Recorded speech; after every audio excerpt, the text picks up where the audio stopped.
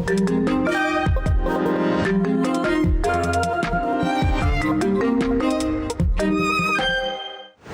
нашай сталіцы працягваецца месяц фота. Сёлета, нагадаю, гэта 16 выставаў фотографаў ды фотагрупаў з 10 краінаў на 7 сталічных пляцоўках. А тэматыка ад востра сучаснай да гістарычных экскурсаў. Александра Дорская прыгледзелася да выставы здымкаў Палесся пачатку мінулага стагоддзя, якіх мы ніколі б не пабачылі, каб не шляхетная беларуская дзяўчына з фотаапаратам Лейка. Пазней класік міжваеннай фатаграфіі Зоф'я Хамянтоўская. Яна нарадзілася ў невялікай вёсачцы на Піншчыне і, нягледзячы на сваё арыстакратычнае паходжанне, здолела ўвайсці ў асяроддзе мясцовых жыхароў, ды зрабіцца назіральніцаю іхных звычаяў. Мясцовыя жыхары вельмі паважалі як ее бацьку, маці, так і менавіта Софію. Таму на здымках Соф'і Хамянтоўскай усе людзі, якіх яна здымала, выглядаюць вельмі непасрэдныя. Яны нават усміхаюцца ў камеру, што вельмі рэдка можна ўбачыць на здымках тычасоў.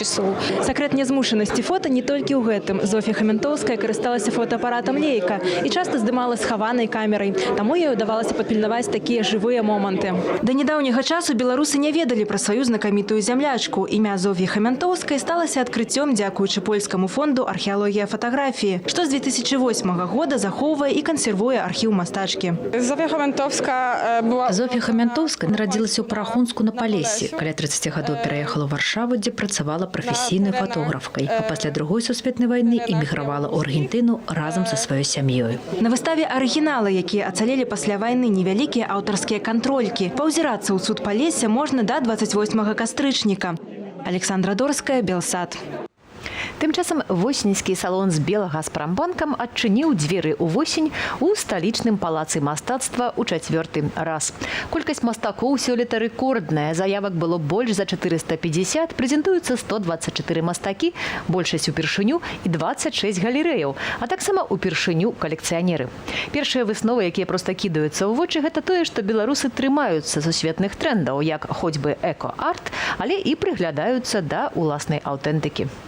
Это символ жизни, символ времени, которое постоянно с нами, мы неотделимы от него. И чтобы напоминать об этом людям, мы сделали такой концептуальный шаг. Калі гэта хата, якую я прыязджаю, чалавек жыве шчыра, так як ён жыве.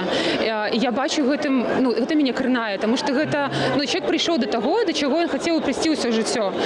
Жыць вось у такіх умовах, жыць у беларускасці, жыць просто вельмі блізка да зямлі. І вось Ліна Андрыўна, якая для мяне галоўная гераіня гэтай ўсёй гісторыі. Яна печ гэтага дома. Агулам цешыць вока на насамрэч багатым зрэзе сучаснага візуальнага мастацтва не толькі разнажанравасць і адпаведнасць трендам, але і хорошая іронія, гумарыстычны, хоць не саркастычны погляд на нашыя не заўжды вясёлыя рэаліі. Жывапіс, графіка, скульптура, фатаграфія. Як кажуць арганізатары, крытэрый адбору быў адзін – талент. Таму тут і насюрморты, і абстракцыі, а таксама, аказваецца, большасць творцаў на выставе жанчыны. Для наведнікаў падрыхтаваныя майстар-класы і лекцыі, а творцаў ацэніць як прафесійнае журы, гэтак і сам глядач, таму што кожную працу на выставе можна набыць. Што такое інтуітыўны жывапіс? Гэта вяршыня прафесіяналізму мастака ці спосаб спазнаць сябе для кожнага ахвотнага? Адказу шукаў Олег Рудавусы. Ладнага адказу на гэтае пытанне бадай няма. Але калі ў інтуітыўным жанры пачынае працаваць прафесійны мастак, атрымліваюцца неверагодныя і шматвектарныя творы. 18 такіх аповедаў выставіла ў гомельскай бібліятэцы Герцена мастачка Святлана Колоскова-Чаплинская. Когда художник подходит к полотну, он обязательно знает, что он будет творить, что он будет рисовать. То есть это будет портрет, пейзаж, натюрморт или еще что-то. В интуитивной живописи такой задачи нет. Вы садитесь и начинаете играть и творить. Уважлівы глядач убачыць у творах Святланы падабенства з Мікалоюсам Чурлёнісам. І гэта не выпадкова, бо Колоскова-Чаплинская вучылася ў Літве на радзіме вядомага майстра. Але калі творы Чурлёніса можна убачыць у мастацкім музеі Коўна, то разглядаць творы Колосковай Чаплинскай у Гомлі даводзіцца толькі на рэдкіх выставах. Гомель – это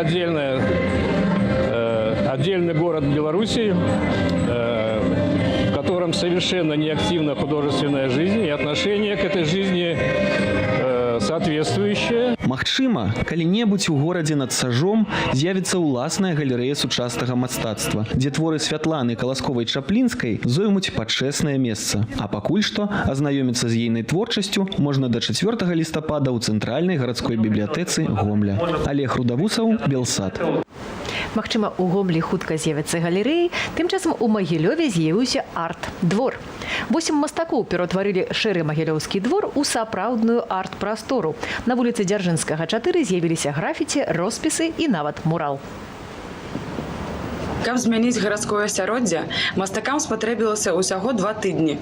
Адсюль і назва «Праект 14». Мой малюнак быў натхнён беларускімі выцінанкамі, але я імкнулася адысці ад традыцыйнага фармату, зрабіць яе больш аўтарскай, намаляваць яе ў іншых колерах. Насценныя роспісы рабілі магілёўскія мастакі. А вось цэнтральную працу, мурал на сцяне жылога дому, запрасілі выканаць зорку беларускага графіці мастака Евгена Сасюру-Спинску. У муралов несколько функций. Самое главное, это, наверное, эстетическое добавление красок в серость улиц.